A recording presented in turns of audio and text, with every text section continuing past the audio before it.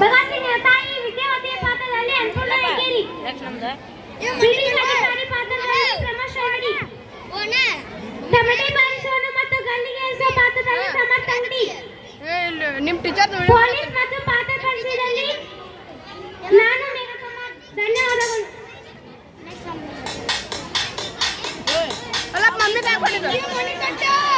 ಅನ್ನು ಮಾಮನ್ ಕೊಂಡದು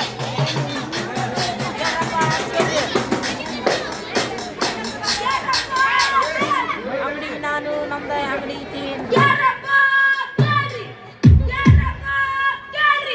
ಇದು ಹೊಸ ಕಥೆ ಐತಿ. ಅದೇ ಹಳೆ ಪುರಾಣ ಧಾರಾವಾಹಿ ಬಿಟ್ಟು ಸ್ವಾತಂತ್ರ್ಯಕ್ಕಾಗಿ ಹೋರಾಡಿ ವೀರ ಮರಣ ಅಪ್ಪಿದ ಸ್ವಾತಂತ್ರ್ಯ ಹೋರಾಟಗಾರ ವೀರ ಸೇನಾನಿ ವೀರ ಭಗತ್ ಸಿಂಗರ ಕಥೆ ಕೇಳಬೇಕು. ಪಾಕಿಸ್ತಾನ್ ಸೇರಿದ ರಾಯಪುರ ಜಿಲ್ಲೆಯ ಬಂಗಾಹಳ್ಳಿಯ ಮಹಾವೀರ್ ವೀರಾದಿವೀರ್ ಕೇವಲ 23ನೇ ವಯಸ್ಸಿನಲ್ಲಿ ಹುತಾತ್ಮರಾದರು. ಮಹಾವೀರ್ ವೀರಾದಿವೀರ್ ಭಗತ್ ಸಿಂಗ್ ಕಥೆಯನ್ನು ನಿಮ್ಮೆಲ್ಲರ ಮುಂದೆ ಪ್ರಸ್ತುತಪಡಿಸುತ್ತಿದ್ದಾರೆ. ಸರ್ಕಾರಿ ಹಿರಿಯ ಪ್ರಾಥಮಿಕ ಶಾಲೆ ನಂಬರ್ 5 ಗಾಂಧಿನಗರ ಶಾಲೆಯ ಮಕ್ಕಳು. ಇವರಿಗೆ ಬಹುಪುರಾಕ್ ಬಹುಪುರಾಕ್ ಬಹುಪುರಾಕ್. ಮಾರ್ಚ್ 23, 1931 ಆಗ ಆತನಿಗೆ 23 ವರ್ಷ. ವಿಚಿತ್ರವೆಂದರೆ ಮಾರ್ಚ್ 24ರಂದು ಆತನನ್ನು ಗಲ್ಲಿಗೇರಿಸಬೇಕಾಗಿತ್ತು.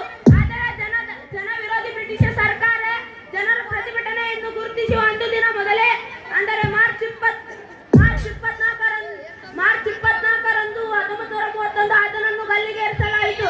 ಅವರೇ ನಮ್ಮ ನಿಮ್ಮೆಲ್ಲರ ಅಚ್ಚುಮೆಚ್ಚಿನ ನಾಯಕ ಭಗತ್ ಸಿಂಗ್. ದೃಶ್ಯ 1. ತಾಯಿನಾಡಿಗಾಗಿ ತನ್ನ ತಾಯಿಯನ್ನು ಬಿಟ್ಟು ತನ್ನ ಪ್ರಾಣವನ್ನು ಬಲಿಕೊಟ್ಟ ಮಹಾನ್ ದೇಶಭಕ್ತ ಭಗತ್ ಸಿಂಗ್. ಭಗತ್ ಸಿಂಗ್ರ ತಾಯಿ ವಿದ್ಯಾವತಿ ಜೈಲಿನಲ್ಲಿರುವ ತನ್ನ ಮಗನನ್ನು ಭೇಟಿಯಾಗಲು ಬಂದ ದೃಶ್ಯ. ಭಗತ್ ಸಿಂಗ್ ಮತ್ತು ಅವಳ ತಾಯಿ ವಿದ್ಯಾವತಿಯನ್ನು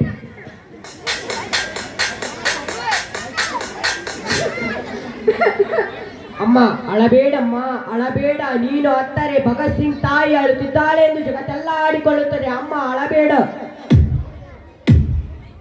ಹೌದಲ್ವೋ, ಎಲ್ಲರೂ ಆಡಿಕೊಳ್ಳುತ್ತಾರೆ. ಆದ್ರೆ ನನ್ನ ಮಗ ಇವತ್ತು ಕತ್ತಲ ಕೊನೆಯಲ್ಲಿ ಯಾಕಿದ್ದಾನಂತ ಯಾರು ಕೇಳ್ತಿರಲ್ಲ ಮಗನೇ.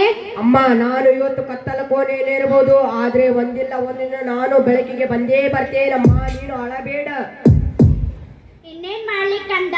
ಸ್ವತಂತ್ರವಾಗಿ ಪಕ್ಷಿತರ ಹಾರಾಡಬೇಕಾದ ನನ್ನ ಮಗ ನನ್ನ ಕಣ್ಣ ಮುಂದೆ ಜೈಲಿನಲ್ಲಿರೋದನ್ನ ನೋಡಿ ಅದೇ ಮತ್ತೇನ್ ಮಾಡು? ಅಮ್ಮ ಕೆಲವು ದಿನಗಳು ಕಳೆಯಲಿ, ಇದರಿಂದ ಹೊರಗೆ ಬಂದು ಸ್ವತಂತ್ರನಾಗಿ ನಿನ್ನ ಜೊತೆಗೆ ಓಡಾಡುತ್ತೇನಮ್ಮ. ನೀನು ಅಳಬೇಡ. ನೀ ಅಳೋದು ನನ್ನ ಕೈಲಿ ನೋಡಕ್ಕಾಗೋಲ್ಲಮ್ಮ. ಮಗನೇ, ನೀನು ಇಲ್ಲಿಂದ ಹೊರಗ್ ಬರಕ್ಕಾಗಲ್ಲ ಅಂತ ನಂಗೆ ಚೆನ್ನಾಗಿ ಗೊತ್ತಪ್ಪ. ನಿನಗೆ ಗಲ್ಲು ಶಿಕ್ಷೆ ವಿಧಿಸಿರೋದು ನಂಗೆ ಗೊತ್ತು. ಇದು ನಮ್ಮಿಬ್ಬರ ಕೊನೆ ಭೇಟಿನೋ ಅಂತ ನಂಗೆ ಗೊತ್ತು. ನನಗೆ ನನ್ನಿಂದ ಮಗನ ಕಳ್ಕೊಳ್ಳಕ್ಕೆ ಇಷ್ಟ ಇಲ್ಲ ಕಂದ. ಅಮ್ಮ ಕೆಲವು ದಿನಗಳು ಕಳೆ. ಅಮ್ಮ ತಾಯಿನ ಕಾಪಾಡುವುದು ಮಗನ ಕರ್ತವ್ಯ ಅಲ್ವೇನಮ್ಮ. ಹೆತ್ತ ತಾಯಿ ಜನ್ಮ ನೀಡ್ತಾಳೆ, ಆದರೆ ಈ ಭಾರತಾಂಬೆಯು ನಾವು ಬದುಕಿರೋವರೆಗೂ ನಮ್ಮನ್ನು ಹೊರ್ತಾಳೆ, ಸಾಕ್ತಾಳೆ. ಅವಳನ್ನು ಬಂಧನದಿಂದ ಬಿಡಿಸುವುದು ತಪ್ಪೇನಮ್ಮ. ಕೇವಲ ವ್ಯಾಪಾರ ಮಾಡಿಕೊಂಡು ಹೋಗಲು ಬಂದವರು ಇವತ್ತು ನಮ್ಮನ್ನು ಅವರ ಕಪ್ಪಿ ಮುಷ್ಟಿಯಲ್ಲಿ ಇಟ್ಟುಕೊಂಡು ಆಡಿಸುತ್ತಿರುವುದನ್ನು ನೋಡಿಕೊಂಡು ಸುಮ್ಮನಿರೋಕ್ಕೆ ಆಗುತ್ತೇನಮ್ಮ? ಹೇಳಮ್ಮ ಹೇಳು. ಮಗನೇ, ನಿನ್ನ ಹೋರಾಟ ಈ ಆದರ್ಶ ಇಲ್ಲ ಸರಿಯಪ್ಪ. ಆದ್ರೆ ಇಷ್ಟ ಚಿಕ್ಕ ವಯಸ್ಸಿನಲ್ಲಿದ್ದೇರ ಬೇಡಪ್ಪ. ಬಾಳಿ ಬದುಕಬೇಕಾಗಿರುವ ನನ್ನ ಮಗ ನನ್ನ ಕಣ್ಣ ಮುಂದೆ ನೆನೆನಿಗೆ ಇರೋದನ್ನ ನೋಡೋದಕ್ಕೆ ಆಗುತ್ತಾ ಹೇಳು? ಅಮ್ಮ ಎಲ್ಲರೂ ತಮ್ಮ ಜೀವನ ನಿಮಿತ್ತಮ್ಮ. ಎಲ್ಲರೂ ಹಾಗೆ ಮಾಡಿದರೆ ನಮ್ಮ ಭಾರತಾಂಬೆಯನ್ನು ಕಾಪಾಡುವವರು ಯಾರು? ನಮ್ಮ ಭಾರತಾಂಬೆಗೆ ಸ್ವತಂತ್ರ ಸಿಗುವುದು ಯಾವಾಗ? ಹೇಳಮ್ಮ ಹೇಳು. ಆದ್ರೆ ನಿನ್ನನ್ನು ನೇಣಿಗೆ ಹಾಕುತ್ತಿದ್ದರಲ್ಲ ಕಂದ. ಅಮ್ಮ ನಿನ್ನ ಮಗ ಭಗತ್ ಸಿಂಗ್ ಒಬ್ಬ ಸತ್ತರೇನಮ್ಮ. ಈ ಭಾರತಾಂಬೆ ಮನೆಯಲ್ಲಿ ಸಾವಿರಾರು ಭಗತ್ ಸಿಂಗ್ ಇದ್ದಾರೆ. ಅವರು ನಮ್ಮ ದೇಶಕ್ಕೆ, ಅವರಲ್ಲಿ ನಿನ್ನ ಮಗನನ್ನು ಕಾಣಮ್ಮ. ಅಯ್ಯೋ ದೇವರೇ, ನನ್ನನ್ನು ಎಂತ ಸ್ಥಿತಿಗೆ ತಂದು ಬಿಟ್ಟೆಯಪ್ಪ. ನನ್ನ ಮಗ ನನ್ನ ಕಣ್ಣ ಮುಂದೆನೆ ಸಾಯೋದನ್ನ ನೋಡಬೇಕಾ? ಅದಕ್ಕಿಂತ ನಾನು ಸಾಯೋದೇ ಮೇಲು. ಹಾಗೆ ಹೇಳಬೇಡಮ್ಮ. ನಿನ್ನ ಮಗ ಭಗತ್ ಸಿಂಗ್ ಸಾಯಬಹುದು, ಆದರೆ ನನ್ನ ಆದರ್ಶಗಳು ಯಾವತ್ತೂ ಸಾಯೋದಿಲ್ಲ. ನನ್ನ ಆದರ್ಶಗಳು ಎಲ್ಲಿವರೆಗೆ ಜೀವಂತ ಆಗಿರುತ್ತವೆಯೋ ಅಲ್ಲಿವರೆಗೂ ನಾನು ಜೀವಂತಮ್ಮ. ಇನ್ಕಿಲಾಬ್ ಇನ್ಕಿಲಾಬ್. ನಿನ್ನಂತಹ ಮಗನ ಪಡೆದಕ್ಕೆ ನಾನು ಎಷ್ಟು ಪುಣ್ಯ ಮಾಡಿದ್ದೋ ಏನೋ. ಎಲ್ಲರೂ ನನ್ನ ಮನೆ, ನನ್ನ ಸಂಸಾರ, ನನ್ನ ಹೆಂಡತಿ, ನನ್ನ ಮಕ್ಕಳು ಅಂತ ಹೋರಾಡಿದರೆ ನೀನು ಈ ದೇಶಾನೇ ನನ್ನ ಮನೆ, ದೇಶದಲ್ಲಿರೋರೆಲ್ಲ ಕುಟುಂಬದವರಂತ ಹೋರಾಡುತ್ತಿದ್ದೀಯಲ್ಲ. ಇಲ್ಲ, ನನಗೆ ಇನ್ನು ಏನು ಬೇಡ, ನಾನು ಅಳುವುದಿಲ್ಲ. ಅಮ್ಮ ಅಮ್ಮ ಮುಂದಿನ ಜನ್ಮ ಇಂತಾದಿದ್ದರೆ ಇದೇ ಮಣ್ಣಲ್ಲಿ ನಿನ್ನ ಮಗನಾಗಿ ಇಟ್ಟು ನಿನ್ನ ಋಣ ತೀರಿಸ್ತೇನಮ್ಮ. ಈ ಜನ್ಮದಲ್ಲಿ ನನ್ನನ್ನು ಕ್ಷಮಿಸ್ಬಿಡಮ್ಮ.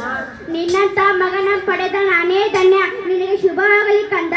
ನಿನ್ನ ಆದರ್ಶ ನಮಗೆಲ್ಲ ದಾರಿ ದೀಪವಾಗಲಿ ಕಂದ. ದೃಶ್ಯ 2. ಭಗತ್ ಸಿಂಗ್ರನ್ನು ಗಲ್ಲಿಗೆ ಎಸೆಯುವ ಮೊದಲು ಬ್ರಿಟಿಷ್ ಅಧಿಕಾರಿ ಮತ್ತು ಭಗತ್ ಸಿಂಗ್ ನಡುವಿನ ಸಂವಾದಗಳು. ಭಗತ್, ನಿನ್ನನ್ನು ಗಲ್ಲಿಗೆ ಸುತ್ತಿರುವುದು ನಾಳೆಲ್ಲ ಇಂದು. ಸಂತೋಷ ಸಾಹೇಬ್ರೆ, ನಿಮ್ಮಂತ ಬೀದಿ ನಾಯಿಗಳ ಜೊತೆ ಕುನ್ನಿಯಂತೆ ಬದುಕಿರೋದಕ್ಕಿಂತ ಸ್ವತಂತ್ರವಾಗಿ ಸಾಯೋದು ಮೇಲು. ಸಂತೋಷ ಪಡುತ್ತಿದ್ದೀಯಾ ಮಗು? ಯೋಚನೆ ಮಾಡು ಮಗು. ನಿನ್ನದು ಬಾಳಿ ಬದುಕಬೇಕಾದ ವಯಸ್ಸು, ಸಾಯೋ ವಯಸ್ಸಲ್ಲ. ನಿನ್ನದು ಕನಸು ಕಾಣುವ ವಯಸ್ಸು ಮತ್ತು ಅದನ್ನು ನನಸು ಮಾಡಿಕೊಳ್ಳುವ ವಯಸ್ಸು. ಆದರೆ ನೀನು ಸಾಯಲು ರೆಡಿಯಾಗಿದ್ದೀಯಾ?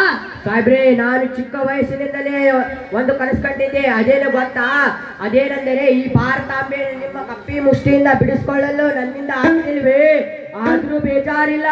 ಈ ಭಾರತಾಂಬೆ ಮನೆಯಲ್ಲಿ ಸಾವಿರಾರು ಭಗತ್ ಸಿಂಗ್ ಇದ್ದಾರೆ. ಅವರು ನಮ್ಮ ದೇಶಕ್ಕೆ ಸ್ವತಂತ್ರ ತಂದೆ ತರ್ತಾರೆ. ಈ ಮಣ್ಣಿಗೋಸ್ಕರ ಪ್ರಾಣ ಬಿಡ್ತೀಯಾ? ಇದು ನಿಮಗೆ ಮಣ್ಣಷ್ಟೇ. ಇದು ಜಲಿಯನ್ ವಾಲಾ ಬಾಗ್ ಮಣ್ಣು. ಇದರಲ್ಲಿ ಸ್ವತಂತ್ರ ಹೋರಾಟಗಾರರ ರಕ್ತವಿದೆ, ಅವರ ಖುಷಿ ಇದೆ. ನನ್ನ ಉಸಿರು ಎಲ್ಲಿಯವರೆಗೆ ಜೀವಂತಾಗಿರುತ್ತವೆಯೋ ಅಲ್ಲಿಯವರೆಗೂ ನಾನು ಹೋರಾಡುತ್ತೇನೆ. ಈ ತಾಯಿಗಳಲ್ಲಿ ಸ್ವತಂತ್ರ ಗಿತ್ತಂತ್ರ ಎಲ್ಲ ಬೇಕಾ? ನೋಡು ಮಗು, ನಿನಗೆ ಒಂದು ಮಾತು ಹೇಳುತ್ತೇನೆ ಕೇಳು. ಚಿಕ್ಕ ವಯಸ್ಸಿನಲ್ಲಿ ಹೇಗಿರಬೇಕು ಹಾಗೆ ಎದ್ದು ಬಿಡು. ನನ್ನದು ತಪ್ಪಾಯ್ತು ಅಂತ ಒಂದು ಅಪಾಲಜಿ ಲೆಟರ್ ಬರೆದು ಕೊಟ್ಟು ನಾನಾದರೆ ಅದನ್ನು ನಮ್ಮ ಕಂಪನಿ ಸರ್ಕಾರಕ್ಕೆ ಕೊಟ್ಟು ನಿನ್ನ ಪ್ರಾಣ ಉಳಿಸಲು ಟ್ರೈ ಮಾಡ್ತೀನಿ. ಅಪಾಲಜಿ ಲೆಟರ್ ನಂಗ ಹೇಳ್ತಿದ್ದೀರಾ ಸಾಹೇಬ್ರೆ? ಈ ಭಗತ್ ಸಿಂಗನ ಮೈಯಲ್ಲಿ ಹರಿತಿರುವುದು ಏಡಿಗಳ ರಕ್ತ ಅಲ್ಲ, ವೀರರ ರಕ್ತ. ಪ್ರಾಣ ಬಿಡ್ತೇನೆ ಹೊರತು ಅಂತ ನಿತ್ಯ ಕೃತ್ಯ ಯಾವತ್ತೂ ಮಾಡೋದಿಲ್ಲ. ಸರಿ, ಹಾಗಾದ್ರೆ ನಡಿ. ಉಳಿಸಿಕೊಡಿ ಸಾಹೇಬ್ರೆ, ನನ್ನ ಮಗನನ್ನು ಉಳಿಸಿಕೊಡಿ. ನಿನ್ನ ಮಗನಿಗೆ ಆಗಲೇ ಹೇಳಿದ್ದೇನೆ, ಅಪಾಲಜಿ ಲೆಟರ್ ಬರೆದು ಕೊಟ್ಟು ಚೆನ್ನಾದರೆ ಅವನ ಪ್ರಾಣ ಉಳಿಸಲು ಟ್ರೈ ಮಾಡ್ತೀನಿ. ಆದರೆ ಅವನು ಒಪ್ಪುತ್ತಿಲ್ಲ. ಏನು? ನನ್ನ ಮಗ ಭಗತ್ ನಿಮಗೆ ಶರಣಾಗಬೇಕಾ? ಅದರ ಬದಲು ವೀರಮಣ ಒಂದುದೇ ಲೇಸು. ತಿಳಿದುಕೊಂಡಿನ ನನ್ನ ಮಗನೇ, ಕಟ್ಟಮ್ಮ ಕಟ್ಟು.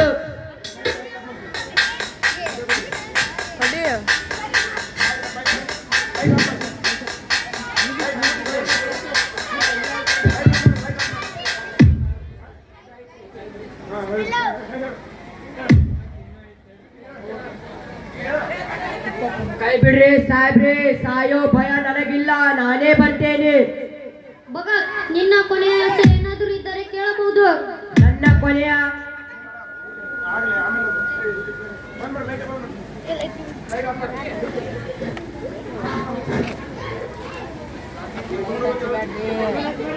ಹರಿಸ್ ಸರಕ್ ಬೇ ಬಂದಿದೆ ಬಾಳ್ ನೋಡಿದೆ ಏನಾದ್ರೆ ವಿಡಿಯೋ ಮಾಡತ್ತೇನಿಲ್ಲ ಇಲ್ಲಿ. ದೃಶ್ಯ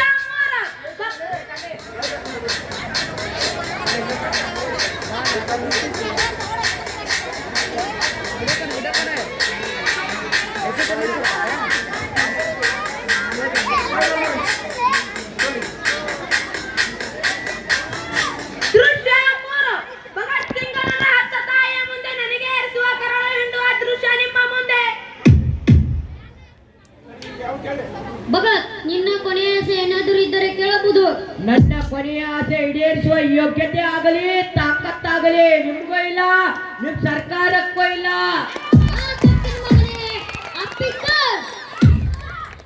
ಇವನನ್ನು ಗಲ್ಲಿಗೆ ಎಸೆಯಿರಿ.